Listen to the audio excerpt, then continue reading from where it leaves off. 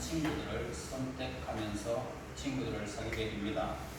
이것은 영생의 문제에 관련된 것이기도 하고 또 세상적인 문제이기도 합니다. 본문에서 요구하는 의무는 자연적인 성향과 배치되는 것이고 또 세상 사람들의 기호에 맞추기 위해서가 결코 아닙니다. 그것은 우리의 기질에 의해서가 아니라 하나님의 명령에 의해서 부여된 그런 말씀입니다. 무엇보다도 중요한 것이 있다면 우리의 구원의 문제라는 겁니다. 우리는 어떤 부류의 사람을 멀리해야 하느냐라고 하는 물음에 먼저 공공연하게 비도덕적인 삶을 살아가는 사람들입니다. 그들은 자신들과 같은 삶을 살아가는 사람들 외에는 아무에게도 인정받지 못하게 됩니다. 다음으로 종교를 담대하게 거부하는 사람들도 있습니다. 그들은 불신앙적인 그런 견해로 타인을 유혹하는 그런 사람들입니다.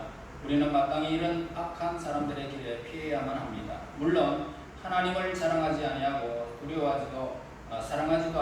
두려워하지도 않는 모든 사람들의 길도 당연히 저와 여러분 피해야 할 그런 일들입니다. 세상에는 다양한 분류의 사람들이 존재하고 있고 또 그들의 대부분 악덕과 더불어서 미덕도 어느 정도 소유하고 있는 것은 현실입니다. 냉정한 형식주의자도 있고요. 또 종교에 대해서 일관성이 없는 사람들도 있습니다. 무엇이 옳고 무엇이 성경적인 것인가를 알기는 하지만은 그러나 영혼 속에 참된 경건심이 없는 그런 사람들이 바로 그런 부류에 속한 사람들입니다. 이런 사람들은 하나님과 겸손하게 동행하려는 그런 사람들에게는 유용한 존재들임을 가르쳐줍니다. 그렇다면 우리의 친구들과 친척들의 신앙적이지 못할 그런 경우를 우리가 주변에서 많이 보게 되고 우리도 경험하게 됩니다. 우리는 어떻게 그때에 대처해야 될까라고 하는 문제입니다. 그들과 모든 관계를 끊어야 할까라고 하는 문제까지 우리가 이렇게 생각해 볼 수도 있습니다. 우리는 하나님을 사랑하지도 두려워하지도 않는 사람들을 어느 정도까지 멀리해야 할까? 이것도 또 생각해 볼 문제입니다.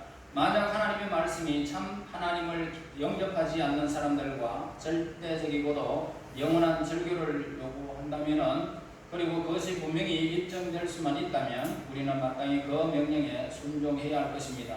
하지만 세상적인 모든 것과 세상 사람들과의 분리가 이처럼 절대적으로 요구한다면 우리가 세상 밖으로 나가야 한다는 성경 말씀은 모순이다 라고 그렇게 말할 수밖에 없습니다. 자, 우리는 일상생활 속에서 하나님을 믿지 않는 여러 부류의 다양한 인간들과 합법적인 그런 거래를 그리고 관계를 맺으면서 살아가고 있습니다. 교회 내에서도 위선적인 사람이 있고 거짓된 사람들이 많이 있음을 우리는 찾아볼 수가 있습니다. 단지 그러한 이유 때문에 우리가 교회를 멀리해야 할 수 있느냐? 결코 그럴 수 없다는 것입니다. 이 세상에는 밀과 가라지가 함께 공존할 수밖에 없다는 사실을 우리는 인정합니다. 그것들을 완전히 분리하려는 것은 호황된 노력일 뿐이라는 겁니다. 또 한편으로는 우리가 이 세상을 멀리함으로써 지약의 길을 달려가고 또 인간을 구원하려는 그런 노력조차 포기해야만 할까라고 하는 그런 문제도 우리가 그렇게 따져볼 수 있습니다. 성경은 결코 그럴 수 없다 그렇게 말합니다. 우리는 그들의 참된 행복을 위해서 그들과 대화할 수도 있습니다. 단지 우리가 피해야 하는 것이 뭐냐면 그들과의 불필요한 친교, 그들과의 죄를 따르는 그런 성향, 그것은 피해야 됩니다. 다윗이 복 있는 사람들이 말했을 때 무슨 말을 했느냐 하면은 이 복 있는 사람이란 그러면서 악인들의 꾀를 따르지 않는다 그랬습니다. 함께 우리가 생활을 할 수 있지만 그러나 따르지 아니하고 죄인들의 길에 서지 아니하며 오만한 자의 자리에 앉지 아니한다 라고 그렇게 말합니다. 그런 사람들은 누구냐? 바로 복 있는 사람이다 라고 합니다. 만약 우리의 인간관계가 잘못 맺어져서 하나님께 대한 사랑이 약화되거나 우리의 양심이 파괴되어진다면 그리고 우리의 영혼을 소홀히 여기고 망각하면서 창조주 하나님과 친교 그리고 기도를 등한시 하게 되어진다면 그것은 틀림없이 성경에 제시된 세상 사람들과의 교제의 한계를 넘어서는 일임을 알 수 있습니다. 여러분, 하나님을 사랑하지 않는 자들과의 그 관계는 성경이 제시하는 선안에서 맺어져야 한다는 것입니다. 그래서 15절에 그의 길을 피하고 지나가지 말며 돌이켜 떠날지어다 라고 했습니다. 왜 솔로몬이 반복해서 악인의 길을 피하라라고 말했을까요? 실제적인 위협이 어디에 있기 때문에 그렇게 했느냐 말입니다. 이 말씀에 제시된 의무는 우리 자신뿐만 아니라 남을 위해서라도 반드시 유의해야 할 그런 일들인 것입니다. 어떤 사람이 그의 구원 문제에 진지한 관심을 기울이고 있다라고 가정해 봅시다. 만약 그가 이 말씀의 의무를 소홀히 여긴다면 어떤 결과를 초래할 수 있을까요? 자, 그는 이 세상에서는 참된 신앙의 정신을 보존해 가기가 무척 어렵다는 것을 깨닫게 될 것입니다. 악한 세력은 전차적으로 그 세력을 펼쳐서 자기에게 막 이렇게 미쳐오게 되는 것입니다. 떨치게 되는 거죠. 그래서 의인들의 말이 악인을 교정시켜주는 힘보다 악인의 말이 의인을 파괴시키는 힘이 훨씬 더 강하기 때문입니다.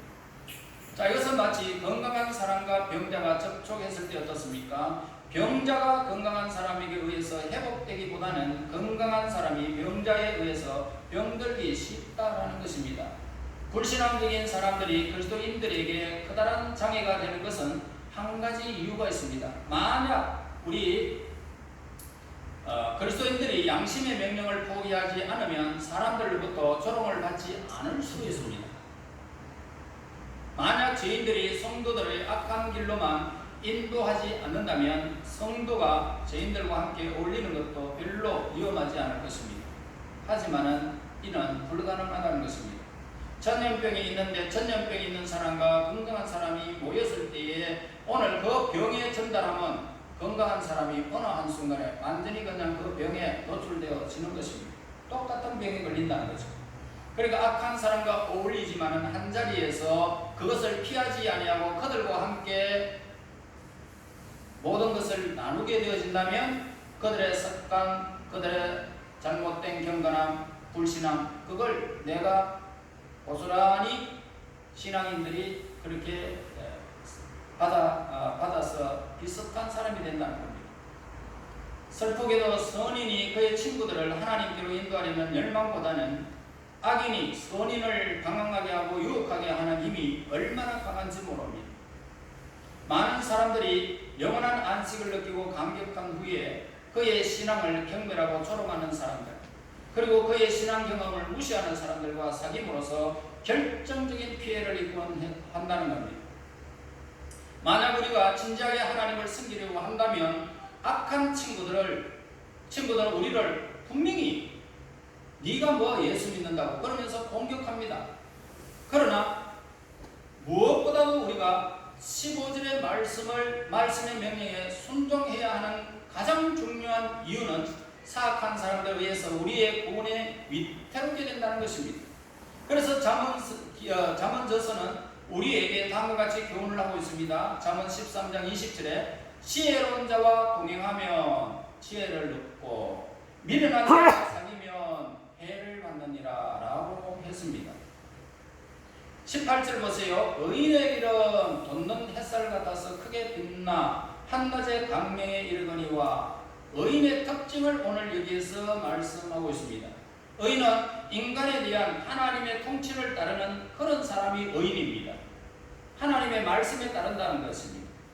자, 완전한 의인은 누굽니까? 전지하신 하나님에 의해서 제정된 삶을 규칙을 결코 무시하지 않는 그 법칙에 따라서 살아가는 사람, 이 사람이 바로 하나님께서 의인입니다. 하나님께 향한 의인입니다.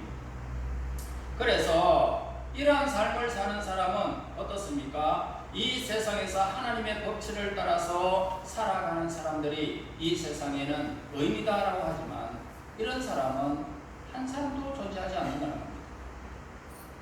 하나님의 법칙에 따라서 그대로 움직이는 사람은 이 세상에는 단 한 사람도 없습니다. 예수님 이외에는 어느 누구도 이 법칙에 따라서 살아간 사람이 없습니다. 그러나 이 세상에는 이러한 삶을 사는 사람이 없는데, 그래서 전지하신 하나님께서는 예수님을 믿는 사람들을 의롭게 하는 방법을 마련한 것입니다. 즉 하나님의 아들의 공로, 예수님의 의, 이 땅에서 33년 동안 행하신 모든 것이 예수를 믿는 신자들의 것이 되도록 하신 것입니다. 예수님의 의가 예수님을 믿는 사람들의 것이 되도록 하나님이 법을 제정하신 것입니다. 누구 안에? 예수님 안에서. 따라서 오직 신앙의 자녀들만이 믿음으로 의인이 될 수 있다라고 그렇게 우리에게 말씀합니다. 그래서 우리가 의인이 되는 것은 믿음으로 된다는 겁니다. 예수님 안에 완전한 의를 이룬 하나님의 법칙이 그 안에 있었습니다. 그래서 우리가 예수님을 믿는 순간 예수님이 행하신, 하나님께 행하신 모든 법칙을 하나님 이 땅에서 준행하셨습니다. 그리고 십자가에서 우리의 허물을 다 값으로 샀습니다. 그래서 허물의 죄악의 죄의 삭성은 사망이기 때문에 예수님이 죽으심으로 우리의 모든 허물이 하나님의 법칙 아래서 온전히 깨끗하게 되어져서 저와 여러분들이 예수님 안에서 믿는 그 믿음 안에서 우리가 의인이 됐다는 거죠. 얼마나 감사한 일입니까? 얼마나 영광스러운 일입니까? 그래서 신자가 행복에 도달할 수 있을 때 그는 빛으로 비유한다는 것입니다. 선의 상징에서 빛은 우리에게 순수함이 이루어집니다. 빛은 거룩합니다. 진정한 행복이 빛 안에 있다는 것입니다. 또한 빛은 자연적인 축복과 행복을 상징하기도 한 것입니다. 신자는 새벽의 여명, 돋는 햇살, 그러면서 그것으로 우리에게 비유를 하고 있습니다. 이것은 우리에게 거룩함의 초월적인 아름다움을 말해주고 있는 것입니다. 이것은 밝고 공정하고 신선한 것들의 모형입니다. 그래서 실제로 의인의 생애는 점점 더 밝게 빛나게 마련이라는 것입니다. 그래서 우리의 육은 날마다 새하여 가지만 우리의 속은 날마다 새롭도다라고 그렇게 표현을 했습니다. 하나님의 사람들은 점점 나이가 들면 들수록 우리의 육이 새하면 새할수록 이 땅에서 수많은 일들을 겪을수록 더 아름답게 빛난다는 것입니다.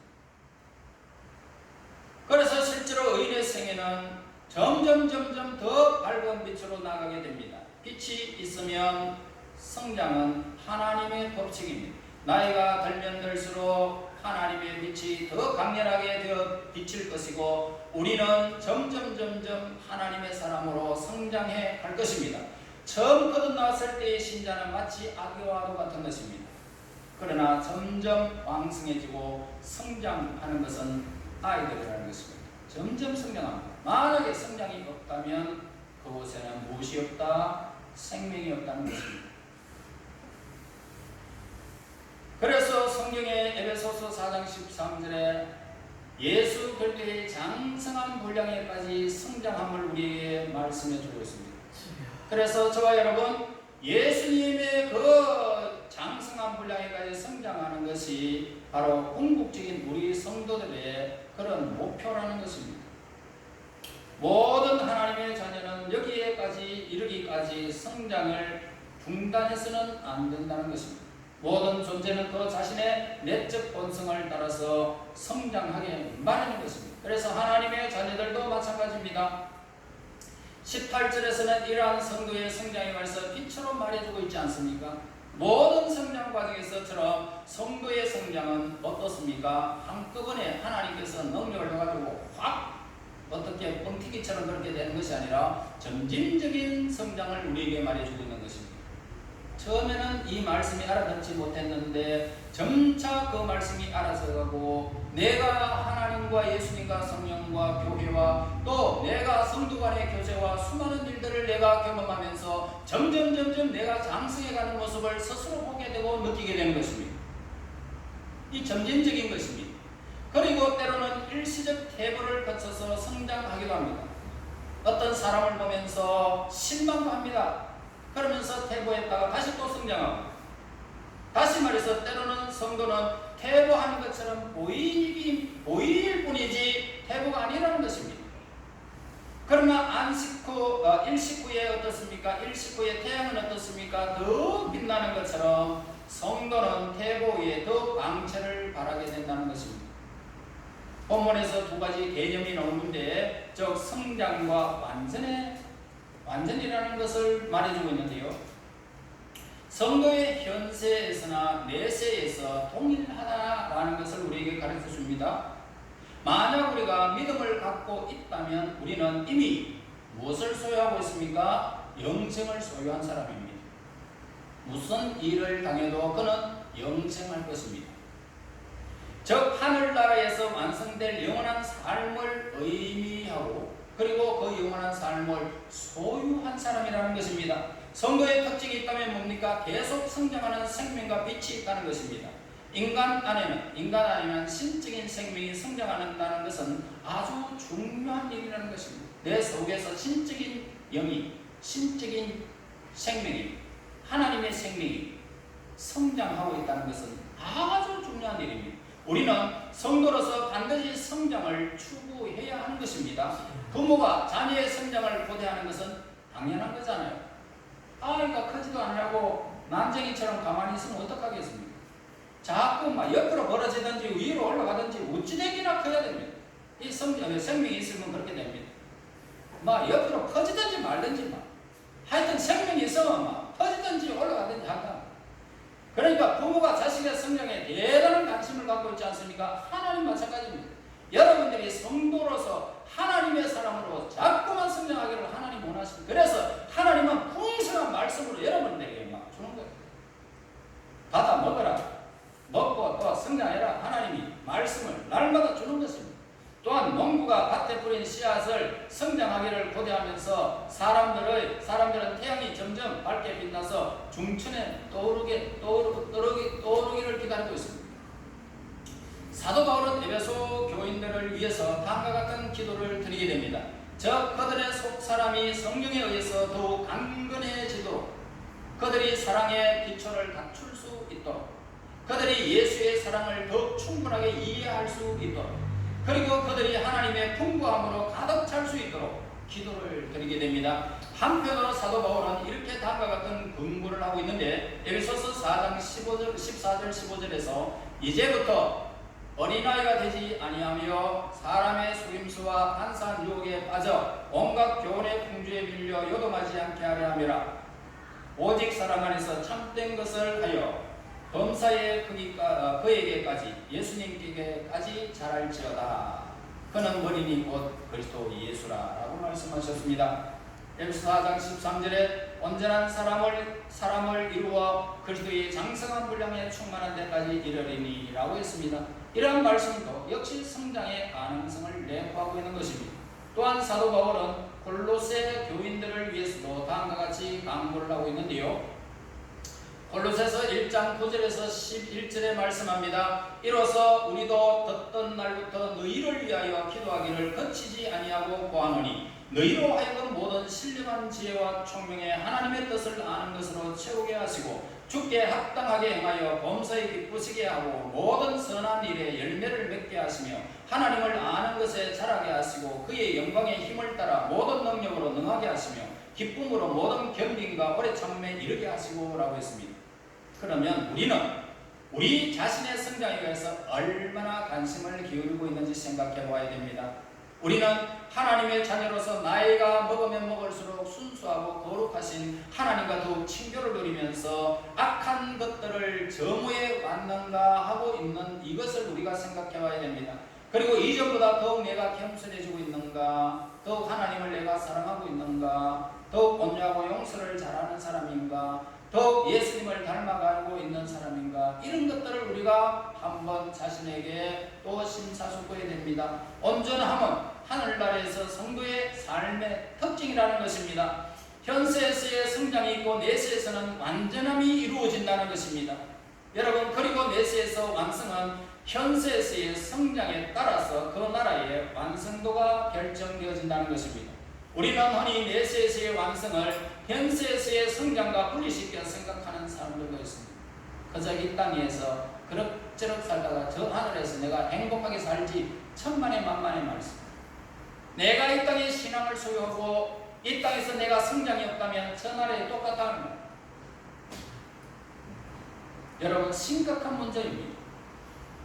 신앙생활에 열정을 품어야 됩니다. 하나님을 아는 지식이 날마다 더해질 수 있도록 성경을 파야 되고 경건에 이르는 능력을 내가 또 다듬어 가야 되는 것입니다. 그렇지 아니하면 우리가 저 영원한 나라에서 내가 겪어야 되는 것은 동일하다는 것입니다. 여러분, 현재 막혀있는 연못물이 샘솟는 샘물이 되는 것은 결코 아닙니다. 현재 악의로 머물러 있는 자가 갑자기 강하고 지혜롭고 균형 잡힌 성인이 되는 것은 결코 아닙니다. 이와 반대로 현세에서 계속 성장하다가 완전한 성인의 상태가 되는 것은 그것은 누구든지 다 인정할 수 있는 일입니다. 현세의 샘물이 계속 풍부하게 쏟아지게 되면 내세에도 마찬가지입니다. 성경은 내세의 성장이 현재의 성장이 내세의 완전과 관련이 있다라고 분명히 우리에게 말해주고 있습니다. 여러분, 신앙이 없는 자는 신앙 가지기를 바랍니다.